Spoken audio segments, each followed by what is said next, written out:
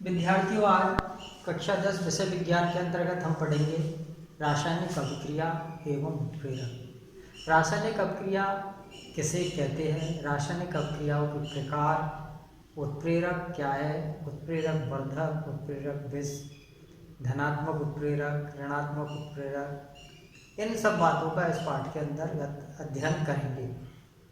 तो सर्वप्रथम आता है हमारी रासायनिक अभिक्रिया। रासायनिक अभिक्रिया प्रकृति में निरंतर होती रहती है। एक पदार्थ का दूसरे पदार्थ में परिवर्तन होना ही भौतिक परिवर्तन या रासायनिक परिवर्तन कहलाता है। अब पदार्थ में परिवर्तन किन किन गुणों या अवस्थाओं में होता है, उसके आधार पर पदार्थ के अंदर परिवर्तन है वो दो प्रकार के होते हैं। एक होता है आपका भौतिक परिवर्तन और दूसरा होता है रासायनिक परिवर्तन। भौतिक परिवर्तन, दूसरा होता है आपका रासायनिक परिवर्तन। सर्वप्रथम पढ़ेंगे भौतिक परिवर्तन। तो प्रकृति में कुछ पदार्थ ऐसे हैं जो एक अवस्था से दूसरी अवस्था में तो परिवर्तित हो जाते हैं, लेकिन उनके गुणों में कोई परिवर्तन नहीं होता, केवल अवस्था ही परिवर्तन होती है। पदार्थ जिन कारणों के कारण दूसरी अवस्था में परिवर्तित हुआ है, उन परिवर्तन के कारणों को हटा दिया जाए तो पदार्थ की अवस्था पुनः प्राप्त की जा सकती है। ऐसे परिवर्तन भौतिक परिवर्तन कहलाते हैं। तो पदार्थ के जिन कारणों के कारण पदार्थ में परिवर्तन हुआ है, यदि उनको हटा दे तो हम पुनः हमारे पास मूल पदार्थ प्राप्त हो जाता है। उदाहरण से इस बात को हम स्पष्ट करेंगे। जैसे जल लिया है, जल को हम गर्म करते हैं तो ये जल वाष्प में परिणत हो जाता है। यदि हम जल को ठंडा करते हैं तो ये बर्फ में बदल जाता है। अब हम बर्फ को क्या करें, गर्म करें तो पुनः हम क्या प्राप्त कर सकते हैं, जल। इसी तरह हम जलवाष्प को सम्मिलित करें तो पुनः जल प्राप्त कर सकते हैं। इनमें परिवर्तन का कारण है गर्माहट। गर्माहट को हटा दी तो हमारे पास क्या आ जाएगा, जल किस में बदल जाएगा, बर्फ में। इसी प्रकार जलवाष्प किस में बदल जाएगी, जल में। तो भौतिक परिवर्तन के अगर पदार्थ की अवस्था में परिवर्तन होता है, तो यहाँ पदार्थ की अवस्था थी जल, द्रव अवस्था। जलवाष्प कौन सी अवस्था होगी, गैस अवस्था। इधर बर्फ कौन सी अवस्था में होगी, ठोस अवस्था। तो यहाँ अवस्थाएं परिवर्तित है। तीनों अवस्थाओं में जल ही पाया जाता है। इनका सूत्र सब में क्या होगा, जल कौन सी अवस्था में, ठोस अवस्था। इधर ये जल लिक्विड अवस्था में, इधर जलवाष्प गैस अवस्था। तो तीनों अवस्थाओं में हमारे पास जल है। जल का सूत्र है एक ही है, लेकिन अवस्था अलग अलग। जल यहाँ बर्फ ठोस रूप में, यहाँ लिक्विड रूप में जल, और जलवाष्प गैस अवस्था में पाई जाती है। अब पढ़ेंगे हम रासायनिक परिवर्तन। तो रासायनिक परिवर्तन वह परिवर्तन जिसमें पदार्थ के गुण एवं संगठन में परिवर्तन हो जाता है और परिवर्तन के कारणों को हटाने पर पदार्थ को पुनः मूल अवस्था में प्राप्त नहीं किया जा सकता। जैसे लोहे पर जंग का लगना, दूध से दही बनना, कोयले के जलने पर कार्बन डाइऑक्साइड का निर्माण, मैग्नीशियम के दहन से मैग्नीशियम ऑक्साइड का निर्माण। ऐसे उदाहरण हैं जो अपने रासायनिक परिवर्तन के उदाहरण हैं। मोमबत्ती का दहन रासायनिक परिवर्तन है, लेकिन मोमबत्ती का पिघलना भौतिक परिवर्तन है। तो दहन करने पर मोमबत्ती पिघलेगी और मोमबत्ती जलेगी। तो मोमबत्ती का दहन में दोनों ही परिवर्तन आते हैं, हमारे रासायनिक परिवर्तन और भौतिक परिवर्तन। रासायनिक परिवर्तन में मोम का जलता है, जबकि भौतिक परिवर्तन में मोम पिघलता है। तो ये हमारे भौतिक और रासायनिक परिवर्तन हो गए। क्वेश्चन आता है भौतिक और रासायनिक परिवर्तन में अंतर। तो आप इन परिवर्तन को ध्यान में रखते हुए इनमें अंतर आसानी से बता सकते हैं। तो भौतिक परिवर्तन क्या है, भौतिक परिवर्तन में पदार्थ की अवस्था एवं गुणों में परिवर्तन होता है, जबकि रासायनिक परिवर्तन में पदार्थ की रासायनिक गुण और संगठन दोनों में ही परिवर्तन हो जाता है। मतलब पदार्थ दूसरे रूप में बदल जाता है। अवस्था में नहीं, रूप ही चेंज हो जाता है पदार्थ का। जैसे दूध से दही बना, लोहे पर जंग लगा, तो पदार्थ के स्ट्रक्चर है, पदार्थ का सूत्र है, वो भी क्या हो जाता है, चेंज हो जाता है। तो भौतिक परिवर्तन और रासायनिक परिवर्तन में हम अंतर देखें।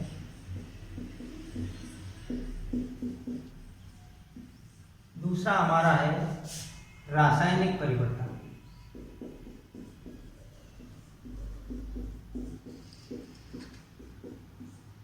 अब ध्यान दीजिए, भौतिक परिवर्तन में हमने पढ़ा पदार्थ की भौतिक अवस्थाओं में परिवर्तन होता है।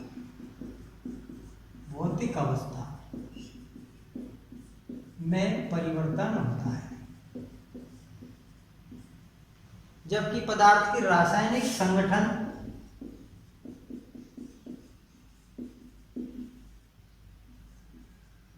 एवं गुणों में परिवर्तन होता है। गुणों में परिवर्तन,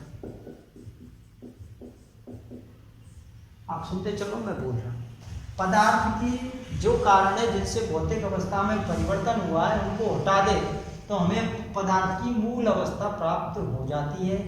जबकि रासायनिक परिवर्तन में पदार्थ को एक रूप से दूसरे रूप में बदलने के लिए जो परिवर्तन के कारण लिए, उनको हटाने पर भी हमें रासायनिक परिवर्तन के अंदर पदार्थ की मूल अवस्था प्राप्त नहीं होती। भौतिक परिवर्तन हमारा कैसा है, अस्थायी, जबकि रासायनिक परिवर्तन कैसा है, स्थायी।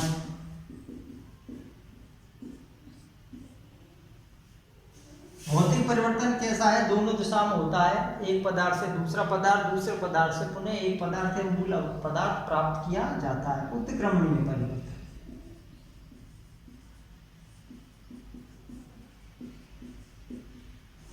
इसी तरह रासायनिक परिवर्तन कैसा, अनुत्क्रमणीय।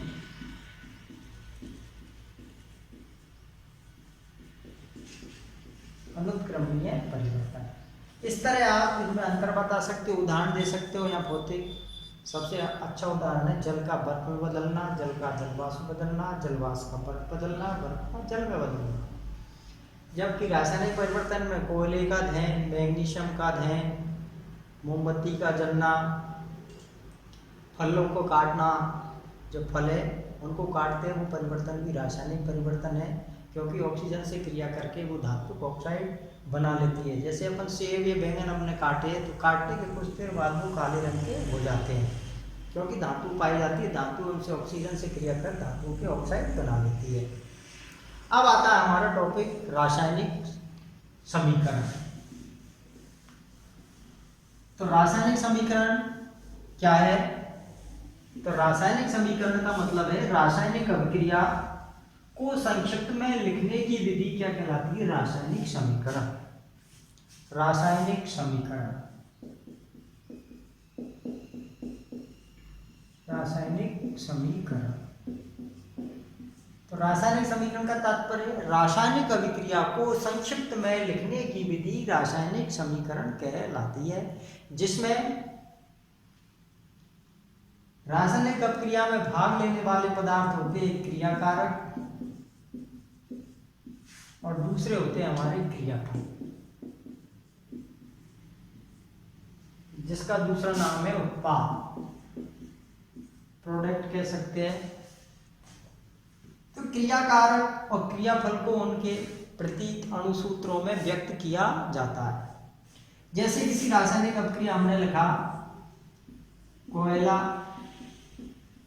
प्लस ऑक्सीजन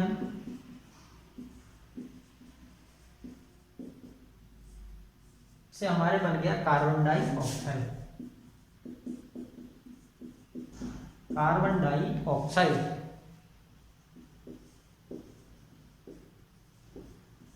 कोयले का प्रतीक हमें पता है C, ऑक्सीजन का O2, दोनों ने मिलकर क्या बना लिया, कार्बन डाइऑक्साइड का प्रतीक हो गया CO2। अब ध्यान से देखिए, इसमें क्रियाकारक है, जो पदार्थ क्रिया करके उत्पाद बना रहे हैं वो कहलाते क्रियाकारक, और उत्पाद जो क्रिया करने से जो नया पदार्थ बना वो हमारा कहलाया उत्पाद। क्रियाकारक और क्रियाफल को किससे जोड़ते हैं हम, प्लस। जितने भी क्रियाकारक है उन सबको प्लस से जोड़ते हैं। इसी प्रकार उत्पादों को भी हम प्लस से जोड़ते हैं। रासायनिक समीकरण में जो क्रियाकारक है और क्रियाफल है उनको हम तीर के निशान से विभक्त करते हैं। तीर के निशान से पहले वाले तत्व होते हैं क्रियाकारक और तीर के निशान के बाद वाले तत्व होते हैं क्रियाफल। रासायनिक समीकरण को लिखते समय हम पदार्थ की भौतिक अवस्थाओं को भी क्या करते हैं, निरूपित करते हैं।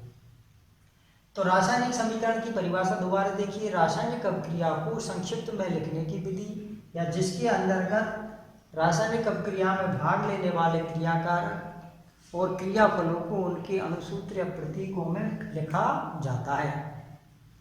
रासायनिक समीकरण में क्रियाकारक तीर के निशान से पहले और क्रियाफल तीर के निशान के बाद लिखे जाते हैं। रासायनिक समीकरण की अगली विशेषता है कि क्रियाकारक जितने भाग लेते हैं परमाणु क्रियाकारक के, उतने ही परमाणु क्रियाफल के होंगे, क्योंकि द्रव्यमान संरक्षण के नियम के अनुसार पदार्थ का द्रव्यमान संरक्षित रहता है। पदार्थ के द्रव्यमान में कोई क्षति नहीं होती। जितना हमने कार्बन लिया, उतना ऑक्सीजन लिया, उतनी ही मात्रा में हमें क्रियाफल में भी कार्बन और ऑक्सीजन की मात्रा मिलेगी, अर्थात परमाणुओं की संख्या भी क्या होगी, समान होगी।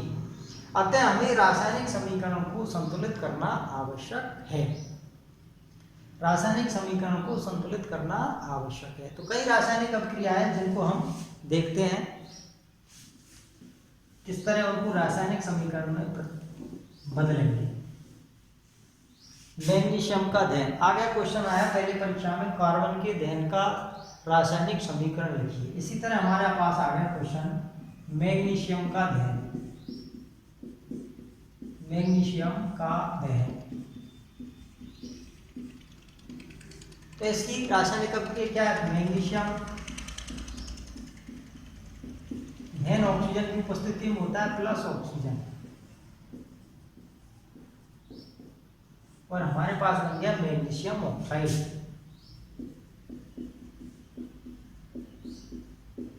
मैग्नीशियम ऑक्साइड, अब ध्यान से देखिए, मैग्नीशियम का प्रतीक Mg, ऑक्सीजन का प्रतीक O2 और मैग्नीशियम ऑक्साइड का प्रतीक हो गया हमारा MgO। ध्यान रखना, नवी में आपने पढ़ा है प्रतीकों को लिखते समय पहला अक्षर कैपिटल, दूसरा स्मॉल आता है। अब यहाँ समीकरण को हमें क्या पढ़ा, अभी अपने संतुलित करना आवश्यक है।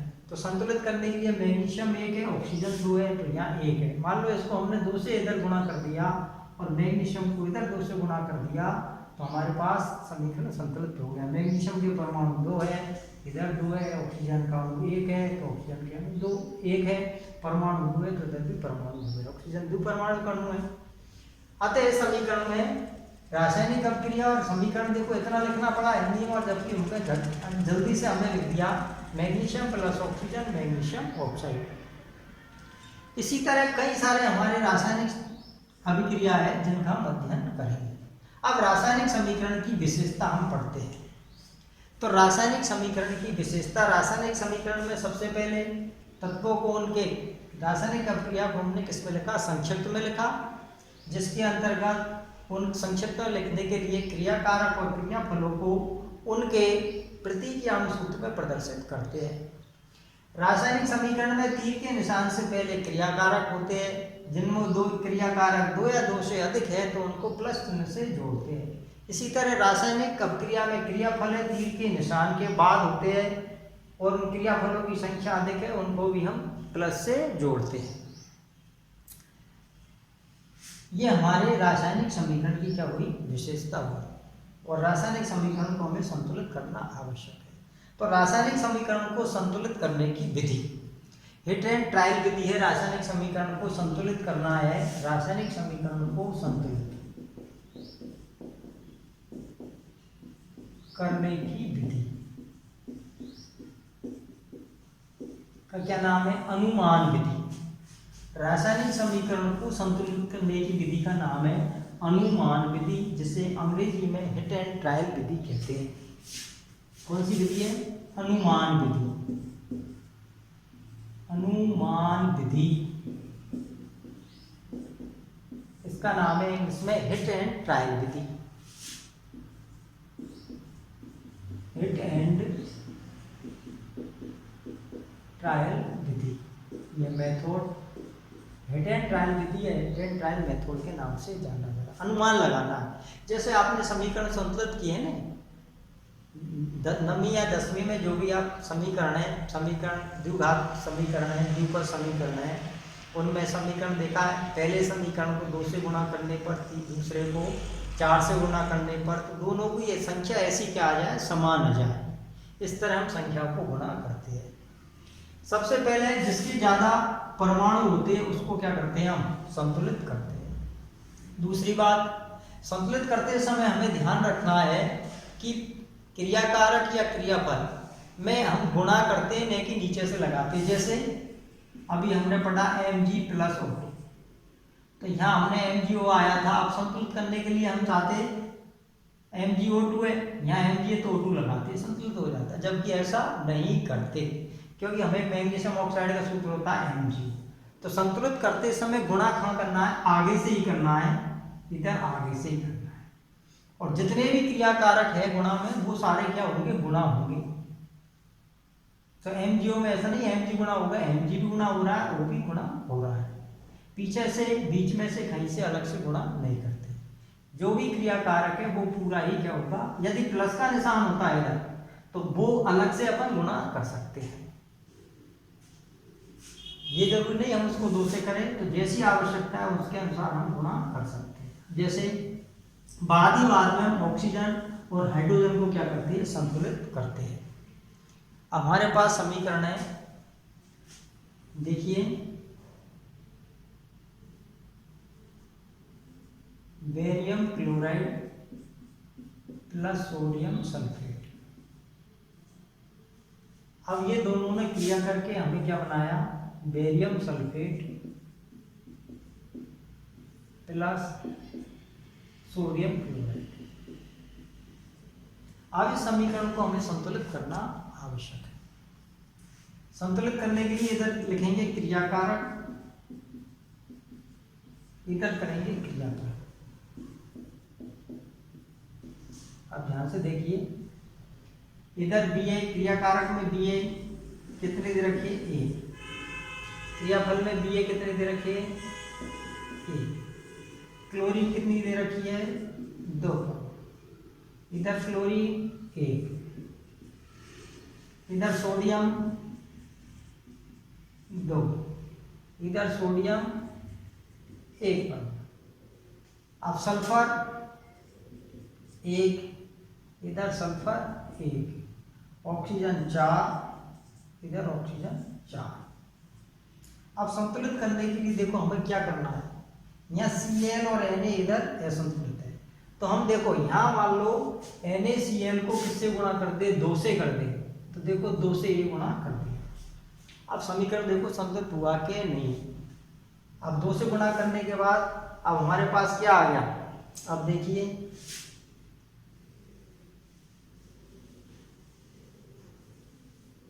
Ba1 Ba1, इनमें चेंज नहीं हुआ, Cl 2 है, इधर Cl कितनी होगी, 2।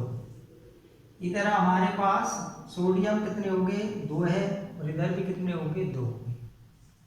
सल्फर कितनी है, 1, इधर भी 1। ऑक्सीजन कितनी है, 4, और ऑक्सीजन भी 4। इस प्रकार हमारा ये समीकरण को हम 2 से गुणा करें, इसको हम 1 से करें, तो ये समीकरण पूरा क्या हो जाएगा, संतुलित। इधर गुणा करने की हमें जरूरत नहीं, इधर किया, बीच में से हमने लगाया नहीं। ऐसे नहीं करना कि Na2Cl2, ऐसे नहीं करना, पूरे को ही एक ही संख्या से गुणा करना है। इसी प्रकार दूसरा समीकरण अपन देखते हैं, रासायनिक समीकरण।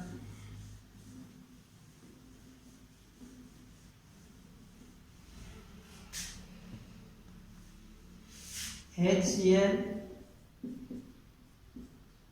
Plus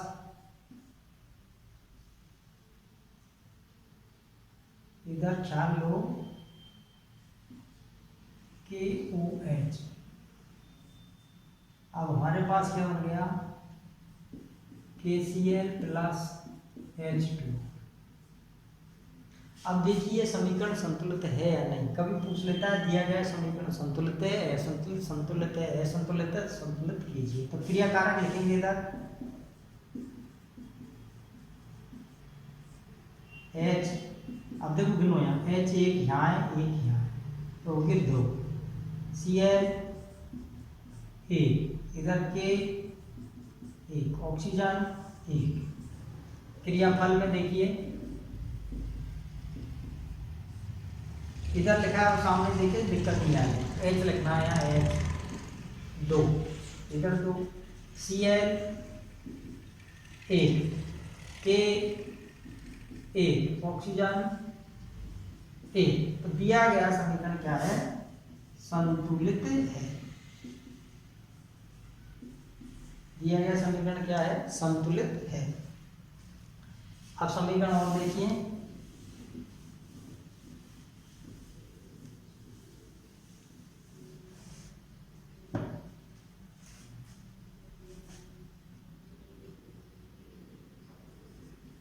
Zn plus H2SO4, Zn plus H2SO4 तो क्या बना हमारे पास? ZnSO4 plus H2। अब क्रिया एकल विस्थापन आगे हम पढ़ेंगे। इधर Zn एक, इधर Zn एक, हाइड्रोजन इधर 2, इधर हाइड्रोजन 2, सल्फर एक, ऑक्सीजन 4, सल्फर एक, ऑक्सीजन। दिया गया समीकरण क्या है? संतुलित है। कई बार अपन करेंगे तो हमें मौखिक रूप से हम समीकरण को संतुलित कर सकते हैं। अब दूसरा समीकरण देखिए,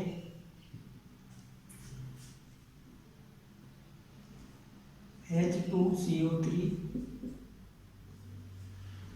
प्लस KOH, ये अम्ल है, ये क्षार है। हमारे पास अम्ल और क्षार क्रिया करने से क्या बनती है? लवण और जल। तो यह बन गया K2CO3 प्लस H2। अब यहाँ हाइड्रोजन 2 और एक 3, कार्बन 1, ऑक्सीजन 4, पोटेशियम 1। इधर देखिए हाइड्रोजन 2, ऑक्सीजन, कार्बन 1, ऑक्सीजन 3 और 1 4, के। अब देखो ऐसा मतलब क्या है? यहाँ हाइड्रोजन 3 है और यहाँ 2। अब ऐसी अवस्था में क्या करें? या तो इसको 4 बनाए और इसको भी 4 बनाए हैं, या इसको 4 बनाने के लिए क्या करेंगे? इसको हम 2 से गुणा कर सकते हैं। तो इधर 2 से करेंगे तो ऑक्सीजन कितनी हो जाएगी हमारे पास? 2 और 3 5। इधर ऑक्सीजन भी कितनी हो जाएगी? 3 और इधर हो जाएगा 2, और हाइड्रोजन हमारे पास हो जाएगी 4। तो गुणा करो समीकरण को, क्रियाकारक के को 2 से गुणा करने पर। अब देखिए, अब आप देखिए, अब कंडीशन इसको हमने 2 से गुणा किया है। आपको अनुमान लगाना है, थोड़ा सा कठिन लग रहा होगा, लेकिन अनुमान लगाकर आप कर सकते हो। देखो H बराबर 2 और 2 4, C बराबर 1, O बराबर 3 और 2 5, और K बराबर हो गया 2। इधर H बराबर कितने हैं? 2 2 है। अब इस H को असंतुलित है, इसलिए H को संतुलित 4 करने के लिए इसको 2 से गुणा कर दें, तो H हो गया हमारे पास 4, C 1, ऑक्सीजन देखिए 3 और 2 5, ये 2 को इससे गुणा करेंगे 2 होगी, तो 3 और 2 5, के ये हो गया 2। देखो 4 4 1 1 5 5 2 2। तो ये सारी क्रियाकारक और क्रियाफल में परमाणु की संख्या समान है, अतः समीकरण क्या हो गया? संतुलित। इसको 2 से गुणा किया, इधर जल को 2 से गुणा कर दिया। और समीकरण देखते हैं एक दो।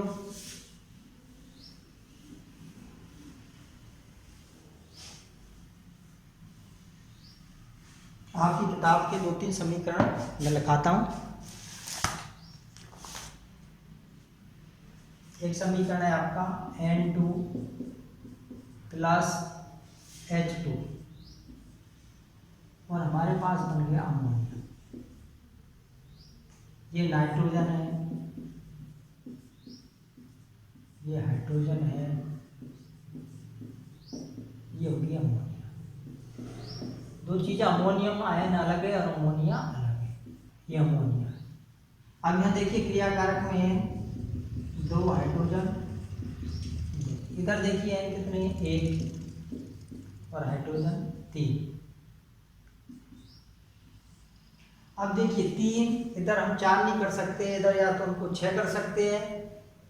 क्या कर सकते हैं, हाइड्रोजन को 6 कर सकते हैं क्योंकि ये 3 से गुणा होगी, और नाइट्रोजन 2 है तो नाइट्रोजन इसको 2 से गुणा करने पर हमारा समीकरण संतुलित हो जाएगा। और हाइड्रोजन को इधर 2 से गुणा करेंगे 6, जबकि हाइड्रोजन 2 है तो यहाँ हम किससे गुणा कर देंगे, 3 से। देखिए हाइड्रोजन को 3 से गुणा करेंगे तो 3 गुना 6, हाइड्रोजन कितनी होगी यहाँ 6। अब हम अमोनिया को किससे गुणा करा, 2 से, तो हमारे पास नाइट्रोजन कितने हो गए 2 और हाइड्रोजन कितने हो गए 6। अब ये समीकरण क्या हो गया, संतुलित। अब इसमें भौतिक अवस्था हमको दिखानी है लास्ट में, तो नाइट्रोजन गैस, हाइड्रोजन गैस और अमोनिया भी गैस। भौतिक अवस्था परिवर्तन दर्शाने के लिए हम गैस को G से, ठोस को S से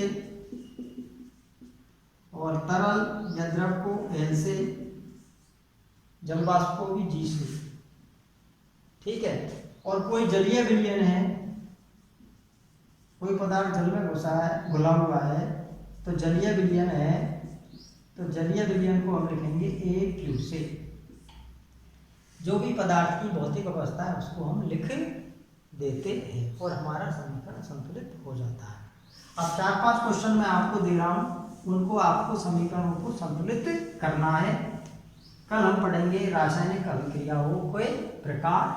तो इससे पहले आप क्वेश्चन लिख लें, आपकी बुक के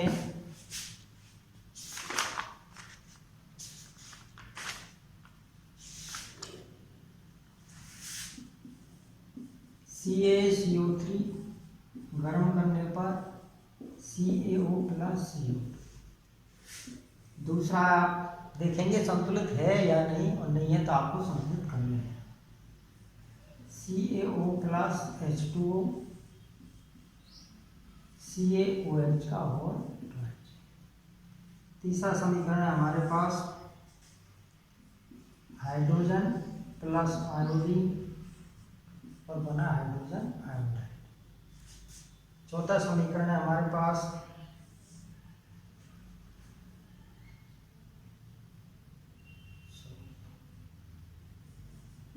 AgNO3 plus potassium chloride, AgCl plus KNO3।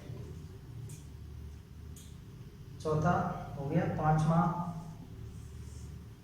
आप लिखेंगे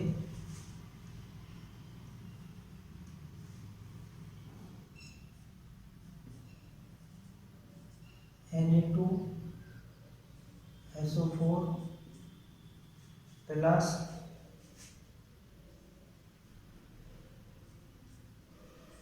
कैल्शियम क्लोराइड।